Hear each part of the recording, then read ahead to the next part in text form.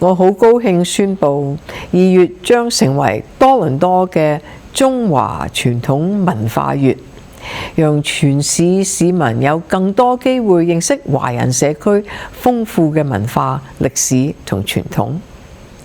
今年嘅文化月咧更加特別㗎，啱啱適逢農曆新年，可謂雙喜臨門。呢個係我哋一齊慶祝、一齊學習嘅好機會。我要特別多謝大多倫多中華文化中心多年嘅不遺餘力嚟推廣中華傳統文化，促進唔同文化之間嘅交流同理解。正正係因為有你哋嘅努力，先至令多倫多更加多元、更有凝聚力。喺呢度預祝大家新春快樂，龍馬精神，馬到成功，身體健康，萬事勝意。